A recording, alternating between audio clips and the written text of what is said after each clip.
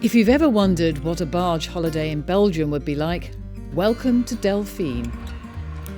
She's 27 metres long, 100 tonnes, and has been completely refurbished by Tim and his wife Karina, who now live on board. This is a luxury hotel holiday. The best food, the best coffee, and 5-star luxury bedrooms with traditional portholes as well as air conditioning. Everything you could want from a top hotel, only it moves, or rather glides from town to town. There are personal touches everywhere to make you feel at home.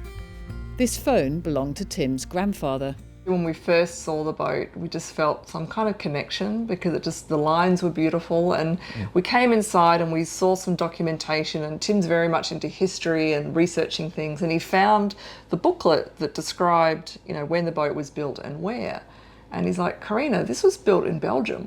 And we didn't realise. No, we hadn't And realised. it just felt like everything had fallen into place and this had to be our boat. So why Belgium then, Karina?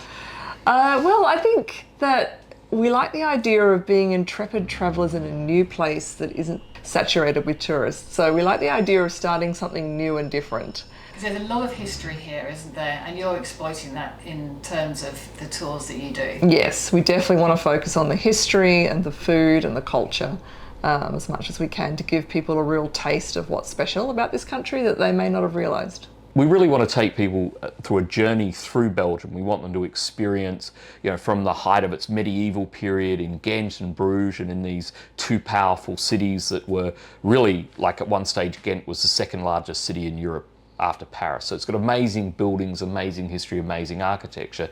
But then you'll find that Belgium really has this sort of undercurrent that still goes on today of being politically quite separate, and also this place that's always been invaded and rolled over, not just by World War II or World War I, but before that by the Spanish, by the Romans, and this influences everything that you see here. And so we would love people to come away with this kind of richer picture of Belgium, Belgium history, how that's influenced the culture, and what it's actually done to the architecture and to the way in which it's developed and the trade. And there's a lot of fascinating stories around all of that it makes it an interesting place to be and learn about.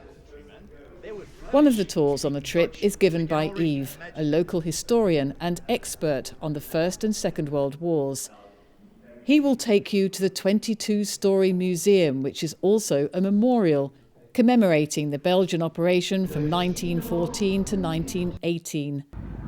You can still walk through the trenches on the front line, where soldiers from both sides lived just 100 metres apart. At night, personal chef Kian produces 6 or 7 course dinners. She will create a meal bespoke to your tastes and even add a little extra you'll only learn about on the night. This is my love language. When I'm creating for a few people, this is like special guest for me. So I kind of concentrate on what I'm going to make. It's not kind of like in a restaurant, it's like working in a factory. And with this, it takes me time to come up with something special. And all the dishes are self-made, my own creation. Delicate, tasty dishes. Butter, garlic, served with avocado, mango, and strawberries. Ooh, yum. Enjoy. Thank you. Mixing flavours you've probably never thought of.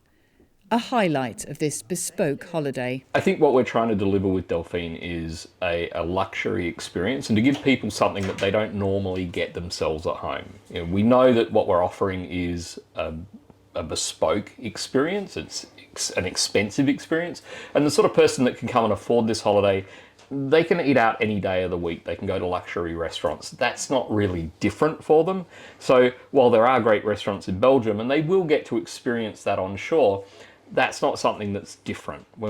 But having a private chef, that is different. Most people don't have that every day. So this is something that we think that just elevates that and makes it into a really fun, different, very personal and exciting, something you go home and you tell people about. So we always knew that we wanted this to be very professional. This is not a renovation that a couple of people have thrown some ideas together. We worked with professionals from day one. But what we had to do was we had to gut the boat, right? Like, you know, the windows remained, but that's about it. You know, we really brought the boat back down to the floor. So. But it's important, isn't it, though, to marry the original truth of the boat with what you're doing We now. kept as much of the woodwork as we could, because that's what really creates warmth and texture in a space, and, you know, gives you that feeling of history and being in truly an old boat. So that, you know, a lot of time spent covering and protecting the woodwork as much as we could. I personally sort of sanded and oiled about 17 windows, so I feel a very close connection to the woodwork.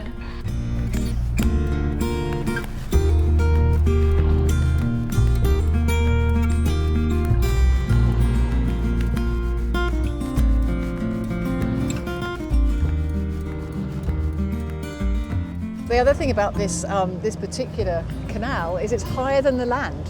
It gives you a really nice vantage point, doesn't it? It does, yeah. Like we can see some cows over there. You can still see the signs of life. You know, there's people travelling around.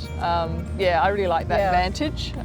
Rather than some of the French canals, because we brought this boat up from France. Some of the French canals, you end up more buried down into the earth because they keep dredging them and throwing the soil over the edges. And you just sort of have this view of this very tall bank either side.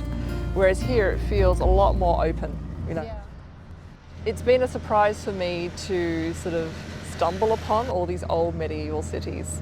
But also the Second, well, and the First World War. The war history is, very, very prominent here. And you just kind of feel it when almost every village has a memorial. And if you haven't yet visited Bruges, the capital of West Flanders, this is your chance. When you're alone and life is making you lonely, you can always go downtown. When you've got worries, all the noise and the hurry seems to help, I know. Welcome to Belgium.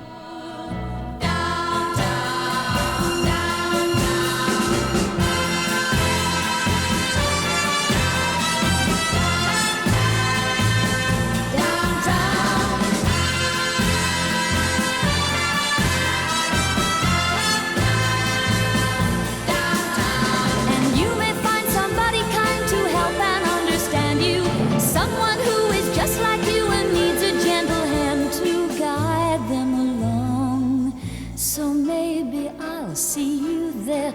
We can forget all our troubles, forget all our cares. So go downtown.